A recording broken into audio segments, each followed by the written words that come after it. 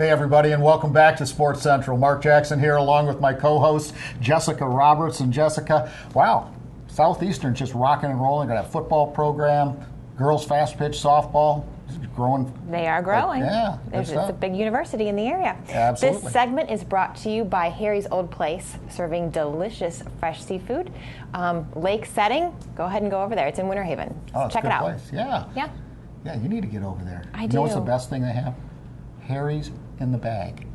That's online. I've heard that. Unbelievable. It's the best group you'll ever eat. Yeah, I've heard But that. he never will not give up the secret. Well, why would he? Well, then it wouldn't be a secret. Exactly. Yeah. Yeah. We go to our next. It's all you. Okay, thank you very much. Well, everyone, you know, we've had the opportunity to visit with a celebrity, so to speak, in the world of triathlons, Liz Kaler. We have another one coming up next. My favorite fitness instructor. She's all over awesome. town, and she's everywhere. She has her own section on Tuesdays talking about how to get fit, stay fit. You know, if you're a fitness fanatic, it's for you. If you're not, it's for you too. Marlo Alleva. Marlo, thanks for joining us. We appreciate it. You're always a wellspring of information when it comes to fitness, you know, and you've always been outstanding. And it seems to run in the family because your two sons, we were talking off air, are runners and athletes. I know they play soccer, and your husband's a big fisherman. I know that. Loves to do that. But you have some tips for us. Particularly, we're getting into bikini season. Oh, yeah. And Jessica has some specific questions. We were talking about Ironman and running and 5Ks and all this type of stuff, some good stretching tips. And I mean, when it comes to fitness knowledge, you're the man, the woo man. The pressure. So anyway, you know, Jessica, you had some, get after it because, you know, you just had Well, it's 20, 30 5K questions. season. So we need to talk about the heat. The heat is a big deal. First and foremost, hydration. If you can drink something every Before 15 or during, minutes. Marlo? Before, during, and after. Okay. Oh, even when you're not even thirsty, drink, because you can get dehydrated so quick and not even know. Quick little story, a few weeks back, I was teaching a couple back-to-back heavy cardio classes, and I drink throughout the whole time I'm teaching, but that particular day, I just didn't take the time because for whatever reason, while I was teaching in the second hour, my legs started to cramp up on me, and I started getting a really bad headache, and I was actually kind of worried. My arms were hurting, my hands, and everything I did with my feet, I kept getting calf cramps, and I was so thirsty for days afterwards, and I just kept drinking and drinking and drinking, and eventually it subsided, but I think I let myself get too dehydrated, and I use that as an example to tell my classes and my kids. And you're a pro. And I do this all the time, and it just crept up on me. So. And what do you suggest? Plain water? Water with I the suggest tabs plain water. or I Gatorade? suggest plain water above anything else. Kids and stuff, I do suggest. I mean, if you are really exerting yourself and you're sweating really, really bad, any of the Gatorades and Powerades and stuff are great. We did try out a little, I guess it's kind of like pickle juice. I'm not quite sure. My kids tried it at a track meet last week, and I got mixed reviews on it. And then all of a sudden they had mysterious stomach aches, but I know it wasn't from that. But they liked it, and they did their relay and spanked the competition, so it must have did something.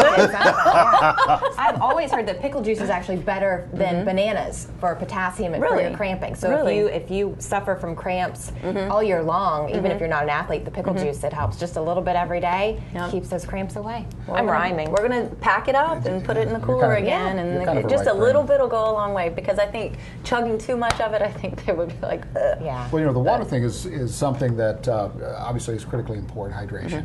But people overlook clothing.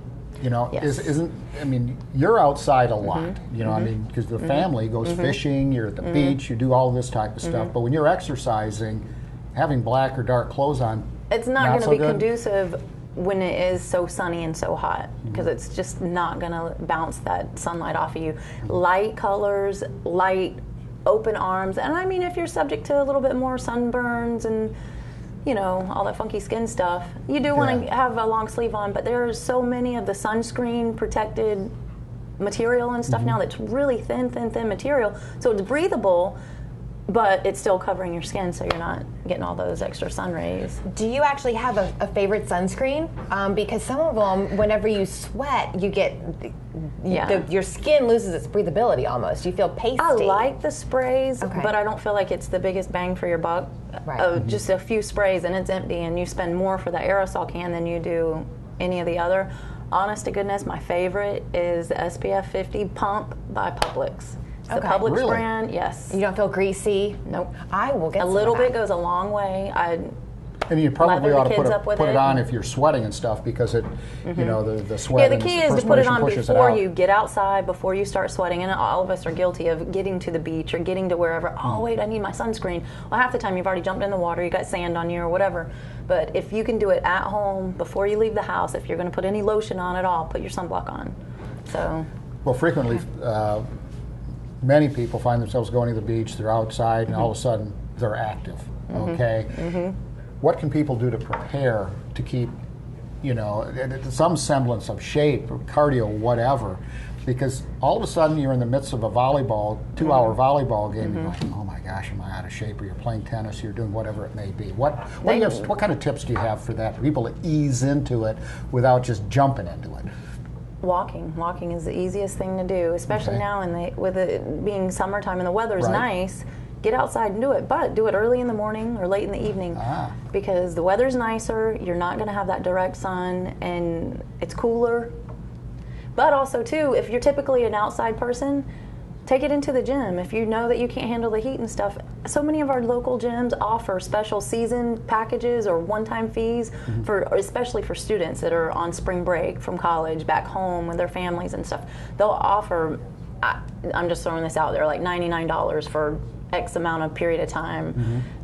That's just a number. It's not any one particular club, and it's a one-time thing, and they come and go as they please from point A to point B.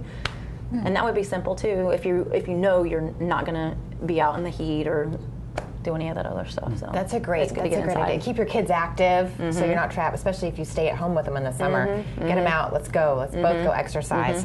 Whenever we're going to start an exercise program, is there something we should do to our diet besides? Do we go cold turkey and cut out all fast foods and eat vegetables, or how do we ease into that to get our taste? Start with one thing. Look at your diet, and a lot of obvious things stick out. Your sodas, your donuts, your chips, and I mean, your things that you know. I mean, at this point in the game, if people don't know that these things are not really that great for you, then I don't know if there's any help for you, you know?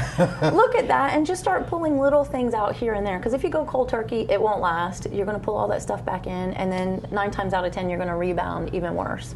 So if you pull little things out, and especially too with the summer coming up and with kids, you're going to want to keep some of those snacky things in, but save them for special occasions or just small increments. Don't stack the pantry full of them, because that's all they're going to want to eat is quick, easy, grab and go stuff. Replace it with your fruits and stuff like that. Did you ever do any fun stuff with your kids related to healthy diets? Like, you know, this thing, I just always amazed by this. Some of the junior league girls that we've had in here have this thing called ants on a log. You ever heard of that?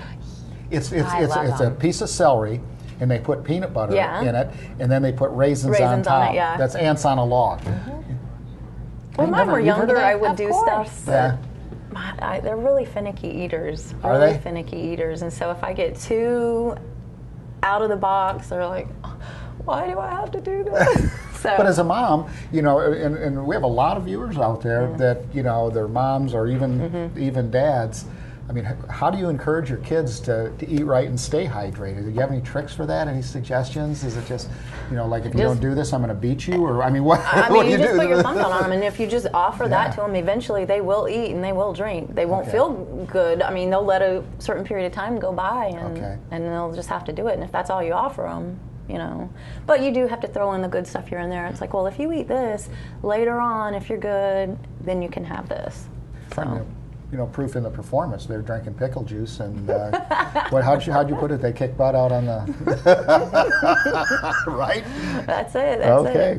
Well, pickle juice is good stuff. You know, I've heard of certain adults drinking that with. I can't even say it. I really shouldn't. I can't say it on air, but it's an adult drink. Yes. And you have an adult drink, and then you follow it up with pickle juice. Yeah. I've never heard that. Yeah, it's kind of interesting. You're kind of hydrating and doing good things for your system, Well, and it then kind of makes sense poisoning if it the the next. alcohol So depletes. If it depletes your. let's talk about that too. There you go. That's a great point. Alcohol and exercise, not a good combination. Not a good combination, but it's going to happen, especially in your summers when you got your pool parties, your beach parties, and your little get-togethers and grilling out, and everybody's hanging out.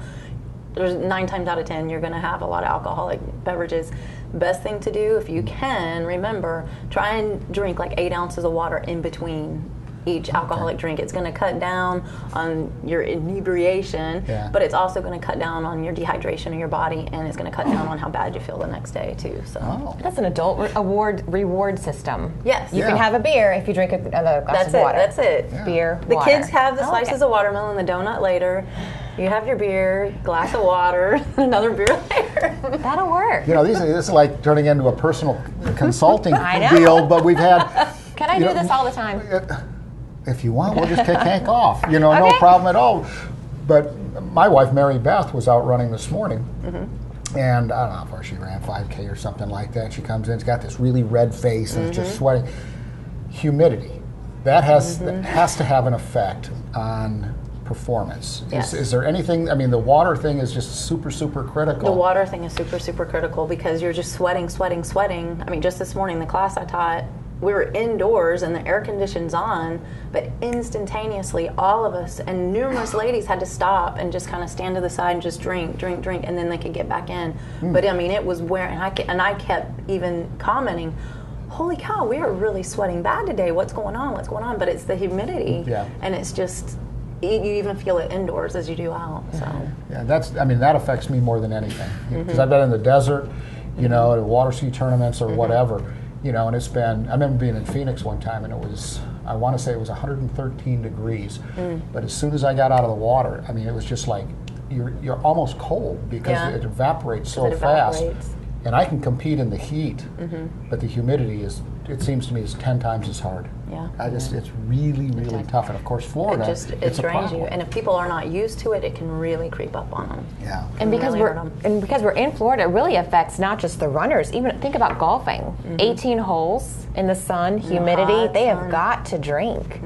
Have to drink the water. So I know you teach a lot of fitness courses, you know, and I mean you're all over the news and so on and so forth. But what's your favorite class to teach? You said, gosh, I have a love for each and every one of them, but I'll say my first and foremost, my love teaching. I like teaching combo classes, weights with a little bit of cardio, vice versa. Yeah. But of course, I teach Zumba, and you can't beat it. It's you like easy. Zumba? The members love it, and you see so many walks of life come into a Zumba class because there's no equipment. You just come as you are. You're dancing, jumping around, acting silly. I mean, where else can you walk around and hip thrust? You know, I mean, and everybody has their own variety and their own version of how they're going to dance and how they're going to do this or that. And so their interpretation of what I'm doing sometimes doesn't even look anything like what I'm doing. But that's the luxury of it. I mean, as long as you're moving, you're doing it right. Versus the other classes, the step is intimidating. A lot of people don't like taking step classes because they're just so worried about that change in elevation. And a lot of people ask the question, what is a step class? A step class is just a cardio class. It's a cardio class, building your leg muscles and just getting your heart rate up and down from stepping up, and it's high-low basically. Okay. So you go up and then you come back down. Yeah, and there's just numerous combinations of different steps to do on the step. Okay. You got your single knees and your kicks and your basics. I mean, it's simple moves, and then we just add them all in and put them to music. And you need a little bit of coordination for that. A little bit of coordination. You got to come to a few classes to understand what the calls are. You can't just come into a step class thinking, oh, I'm going to pick this up, because every instructor has their own nifty little names for little combinations, and if you haven't been there, you're like, what is that? I think that's important. You can't go to a step class. What you're saying, don't go to one and then give up. Don't go to one and give up. And that's unfortunately what happens to people. They come into certain classes, whether it be Zumba, step, kickboxing, whatever, and they're like, oh, that is not for me. Well, they don't even know if it's for them or not, because for one, they came in, they didn't know what they're doing. And for two, maybe they're out of shape as it is, and they got to build up their fitness level. A lot of times people come in 10, 15, 20 minutes of an hour-long class and leave and go walk on the treadmill, and then next week they'll come back in 5, 10 minutes more, and over a few weeks' time build up back to that hour. But they have to come and give stuff at least 3 or 4 classes before they really can have an honest opinion of if they like it or not. In terms of exercise etiquette, though, that's okay. Come in, you say, okay, I've had 15 minutes, I've hit my wall, need to go out, regroup, and maybe come back in later. And that's okay. Most people do come up to the instructor and say, hey, listen, I haven't been in the gym in a while. I'm only going to be in here for a few minutes. Don't feel bad when I pack up and leave, for the most part. And then other times people will just wave and like, I gotta go.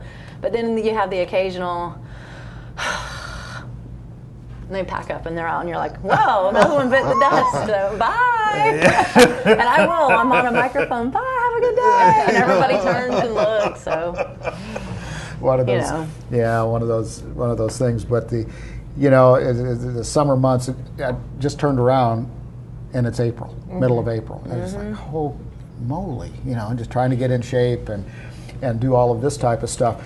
Marlo, people have questions for you nonstop. Grocery store, telephone, whatever it may be. But you're very, very visible, and through your article with our good friends over at the Ledger.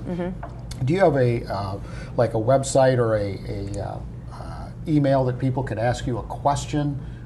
Most people contact me through the Ledger. You can go to theledger.com, and my articles are always in the Life section on Tuesdays, B section, and my email is always posted underneath the article in the paper and online, so they can contact me through that. So just go to the Ledger. Just go to theledger.com, and you can use either today's workout as a keyword, or you can type in my name, Marlo Alleva, and all that stuff will pop up. And you can also pull up old articles, old videos, and get different ideas and put together little workouts. And sometimes to have a good laugh too, because I always pull my kids in and they're like, why do you do this to me?